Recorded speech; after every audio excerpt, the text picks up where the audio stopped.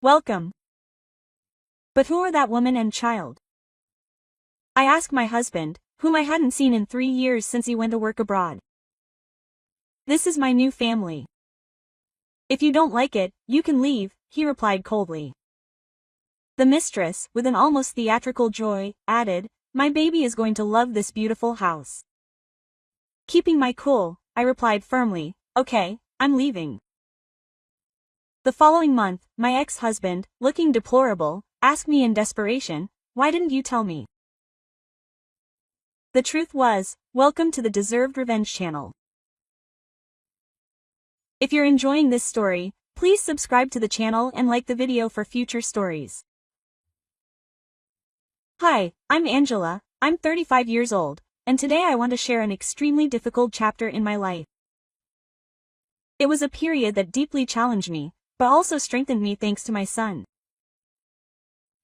I hope my story can inspire and help other mothers who are facing difficulties.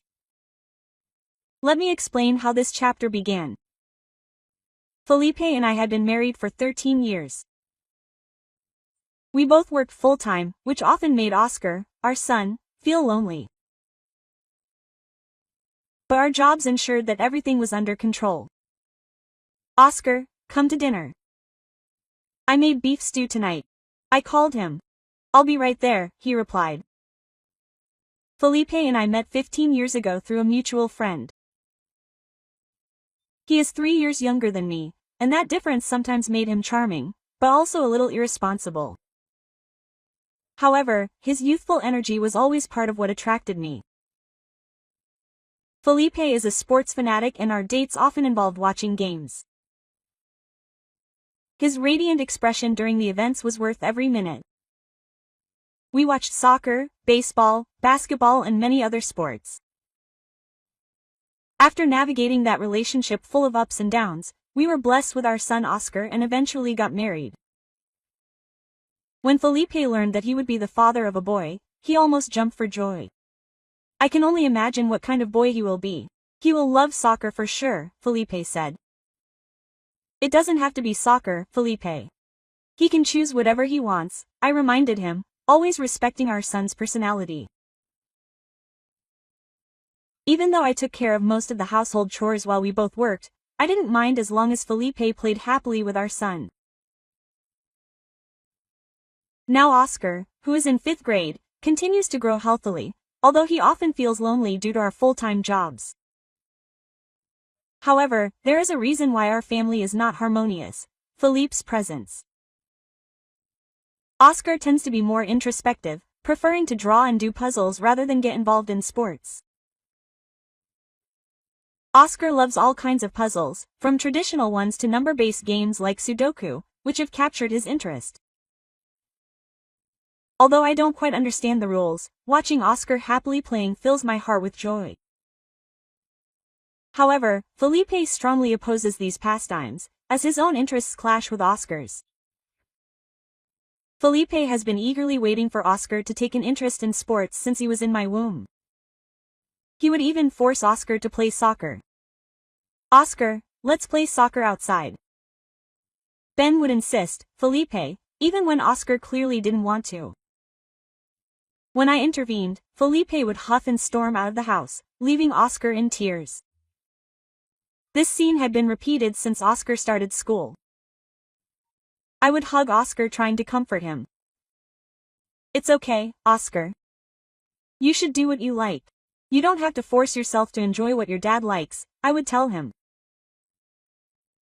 Oscar would nod and ask, by the way, what happened to that puzzle we bought recently? I already finished it, Oscar replied. I was surprised, because it was a puzzle that even I as an adult would hesitate to attempt. Completing it in just a week was impressive. I had always known that Oscar had loved puzzles since he was little and I wondered if it could be some kind of talent. But the real question was Felipe. If worse came to worse, they could get out of control. I needed to find a solution before that happened. The more I thought about it, the more my head hurt. I let out a deep sigh in front of my son. From that day on, Felipe came home later and later and the time we spent together on weekends decreased. Although this trend is generally not a positive one, considering our current family situation, it wasn't all bad. On the other hand, Oscar now had more time to freely pursue his interests. As I pondered, Oscar looked at the finished puzzle and began working on the reverse side. Whether he had a natural talent or not, he truly enjoyed activities that involved his thinking. If Felipe were here, he would probably offer some criticism, but that would be the least of it. My biggest concern was forcing Oscar to participate in activities he didn't like or seeing him get unnecessarily reprimanded. At first, I tolerated Felipe's lack of help with the household chores, hoping that he would eventually become more involved in raising our son. However, the current situation was far from ideal and seemed to be getting worse. It was becoming increasingly difficult for me to accept. That Sunday afternoon, Felipe returned home. It was after 4 p.m. "Welcome back," I said coldly. Our conversations had lost all heat with time and his late return probably meant he had spent the day watching sports somewhere. I couldn't help but wonder what his true feelings were about our situation. I decided it was time to confront him. "Felipe, we need to talk," I announced directly. Sensing the attention, Oscar retreated to his room. Although I tried to keep the conversation private, Felipe, whether he was aware of it or not, responded with a stern expression. "I'll get to the point. What do you think about Oscar's situation?" I asked. Felipe's response completely astounded me. "I've been thinking about it a lot. If he doesn't like sports, despite my invitations, maybe he's not even my son," Felipe said. I was stunned by his audacity, but he went even further. "Maybe he's another man's son." "Felipe, that's ridiculous. A son doesn't need to have the same tastes and hobbies as his parents. They have their own personalities that we should respect and support. And you're his father and that doesn't change," I responded vehemently. It made sense to me. My father, my grandfather, my brothers, they all love sports. "Something's wrong with that kid," Felipe insisted. I was beyond angry, just exasperated. Although I should have denied these baseless accusations, I lacked the energy. Something inside me simply snapped and silence fell over the dining room. Felipe rarely contributed financially to the household. His money disappeared into outings and entertainment. While his emotional absence brought some relief, the realization of this made me cry, feeling completely drained. Then, one summer day, after a time of mounting tension, Felipe announced, "I'm going to work abroad." I wondered how I should react. Should I be happy, SPR? Worried or something else entirely? "For how long?" I asked. 3 years, he replied. The relief I felt was indescribable. "Take care," Felipe said. Lately, he had been spending less and less time at home, but when he did occasionally appear, it seemed as if the entire house had become a suffocating void. No matter where he was, the struggle to breathe had become constant. In that context, his proposal to be away for an extended period seemed like an unexpected gift, something I didn't even dare to expect. Honestly, I didn't care much about what he was doing or who he was with. "I'm leaving next Sunday," Felipe added, ending the conversation abruptly. I simply nodded, lacking the strength to respond or react. Now, 3 years have passed since he left. Oscar finished primary school and is now in his second year of secondary school. Oscar seems more mature than before. During these 3 years, our life has found a rhythm of peace. It may sound like an exaggeration, but the relief of having fewer worries is indescribable. Despite the difficulties of balancing household chores and work, I feel that we are on the right track. Oscar is still passionate about puzzles and studies, especially mathematics. His professor commented that he handles challenging problems that are far above the average of his peers. Hearing that filled me with pride and convinced me that he has a special talent. I tried to share that news with Felipe, but as expected, there was no response. Allowing Oscar to follow his own interests was, without a doubt, the best decision. Seeing his smiles multiply is the greatest reward I could ask for. Without getting stuck in the past, I went back to work.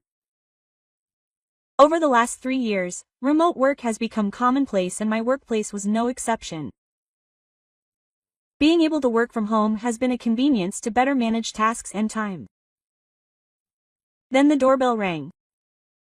It was an ordinary afternoon during the week.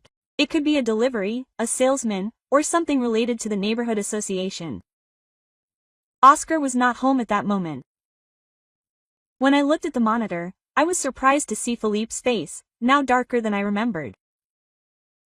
"Welcome back," I replied, trying to sound as nonchalant as possible. "Yes, I'm home," Felipe said with a smile that seemed rehearsed. His expression didn't give much away, but there was something in his demeanor that suggested an almost irritating good humor. For the past 3 years I had waited for Felipe to reconsider his attitudes, but when he opened the door my mind simply went blank. Behind him was a blonde woman holding a baby in her arms. "Who are you?" I asked delicately, although I already had an idea.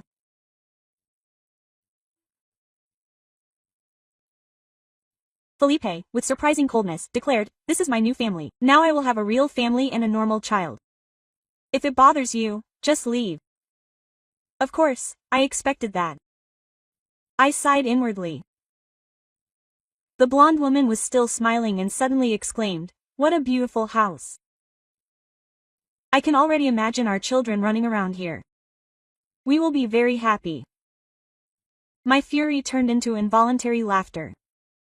"My dear," I said with a wry smile, "you can have the most beautiful house in the world, but with this man by your side, it will be difficult for you to be happy. But good luck." Felipe was stunned as the woman looked at me in confusion. "What?" she asked, still trying to make sense of my words. "I lived with him for years. I know exactly what I'm talking about, but maybe you need to figure it out for yourself." I continued to smile wryly. Felipe tried to regain control. "That's not fair. I've changed. Things will be different now." That's when Oscar broke the awkward silence. "What's going on?" he asked with surprising calm. Felipe, attempting a casual approach, replied, "Oscar, you've grown up quite a bit. How are you?" Felipe's lack of remorse was disconcerting. I never expected him to be so cold-hearted. "Welcome back," Oscar replied, matching his father's nonchalant attitude. "I guess I didn't mention that I'd be arriving early because of exam season, which starts today," Oscar said with impressive maturity. I vaguely remembered something about it, but at that moment my concern was how Oscar was handling all this. Before I could ask, he assured me, "Mom, is everything okay?" With that simple statement, I felt an unexpected calm. Oscar was right. We would get through this. I knew we would get through this. "Felipe, don't worry, I'm leaving your house. My family is now my son and I said firmly. Oscar and I quickly packed up and left that same day. I left because the house was Felipe's and I didn't want to add to the chaos by staying there. Life would be difficult for a while. We stayed in a simple hotel while we looked for a modest apartment to call home. It wouldn't be easy, but for the love of my son I would do whatever it took. It's now been almost a month since we left. We are living modestly in a clean, compact apartment. Felipe and I have already finalized our divorce proceedings, including custody and child support agreements. Somehow, though, Felipe found out where we are and now stands before me looking a little disheveled. I didn't plan this reunion, but curiosity consumes me. "What do you want?" I asked, feigning innocence. "Why didn't you tell me before?" Felipe asked, his tone a mix of surprise and accusation, as if he genuinely had no idea how things had gotten to this point. "Tell you what," I replied, keeping my cool, even though I knew exactly what he was referring to. "About Oscar. I saw him on the news online." "He seems gifted," Felipe said, his expression a mix of resentment and something akin to regret. Of course, Oscar, with his love of puzzles and math, had excelled academically. It all started at a parent-teacher conference. Oscar is an exceptional thinker. His abilities surpass even mine, the teacher said. "Does he get any kind of tutoring at home or does he attend tutoring?" "Not really. He's always loved number puzzles and complex challenges. He finds these problems and solves them on his own," I replied. "I understand. But what about friends?" "Doesn't interact much with his peers, which worries me," the teacher said. Oscar mentioned that he doesn't connect much with others. "He'd rather play with numbers than socialize," I added. The teacher suggested that Oscar do a mock high school exam. The results were astonishing. He was in the top percentile. When he took an IQ test, his score of 132 confirmed his talent. Oscar developed an interest in the constant movement of numbers and even the stock market. Naturally, I was a complete novice in the world of stocks, so I was nervous at first. But Oscar, with surprising patience, guided me through the process of buying and selling shares, and the profits began to accumulate quickly. From then on, he managed to balance his studies with following the movements of the stock market and foreign exchange rates. It was fascinating to watch how he applied himself with such passion and focus. Somehow, Oscar's talent caught the attention of the media and he was soon invited to television interviews, being recognized as a young prodigy. The buzz was enormous, both in the news and online. Even I began to be approached by other parents curious about Oscar's talent. For their part, he too was very interested in the subject. He continued to pursue his interests, now with even more recognition and enthusiasm. During that time, Felipe reappeared and, as expected, he hadn't changed at all. He seemed to live in internet cafes and always unkempt. He had nothing but criticism for my new partner. The irony was not lost on me. The man who abandoned me was now upset with who I decided to share my life with.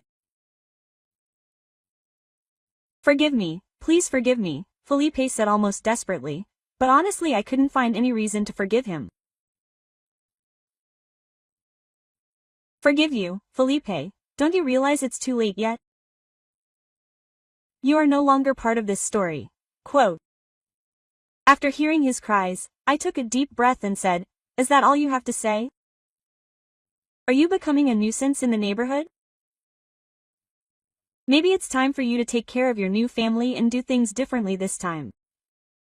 The same qualities I once admired in Felipe, his persistence and confidence, now repelled me. Nothing had changed about him. He was still the same self-centered man he had always been and would probably stay that way. "I've heard enough," I declared, slamming the door shut. Just as I did, Oscar silently appeared in the living room and approached the door. With impressive calm, he looked at the man he once called father. "Unfortunately, I can't defend you. I'm disappointed in you. There's nothing we can do for you. Mom was always my real family, protecting me while you chose to be absent." Felipe, seemingly devastated by those words, began to cry. I watched him for a moment before closing the door again. Despite all the exasperation I felt, there was no more room for anger, sympathy in my heart. A few weeks have passed since that incident and peace has finally begun to reign in our household. Oscar is still completely obsessed with the constant flow of numbers. Naturally, he can't buy stocks directly, so I've been doing it on his behalf. But lately the amounts involved have far exceeded mere pocket money. Sometimes the profits from the sales are impressive. While I work from home, Oscar is busy with his negotiation. The intercom rang again. Oh no! Felipe was here again. Since then, Felipe has been showing up frequently and he probably didn't come today to try to persuade me. He's getting insistent. If this continues, I'll have to handle him more seriously. Although I would rather ignore him, I reluctantly went to the door. You can't give me a break, Felipe stammered. He was wrong. Please forgive me. Apparently he still hasn't understood what really irritates me. So I asked directly, do you understand why I won't reconcile with you? Felipe replied, yes, I understand. I'm bankrupt. My new girlfriend sued me. I'm now paying alimony. She discovered my betrayals. I got involved with other women who only wanted my money and now I'm in a very difficult situation. But our son, he's a prodigy. He can help me get ahead. I couldn't believe what I was hearing. A heavy sigh escaped me. Quote, that's completely irrelevant to me. As I said before, your problems have nothing to do with me. I sighed again, emphasizing, what I can't forgive is how you abandoned Oscar just because he didn't meet your expectations. Children are not objects to be discarded according to your whims. That's pure selfishness. Quote. Felipe fell to his knees upon hearing this.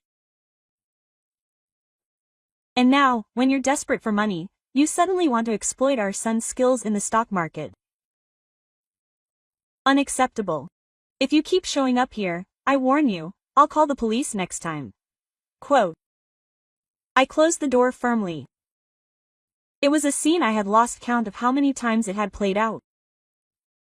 I offered him a piece of advice that he was unlikely to follow. No matter what life you chose now, that's no longer my problem.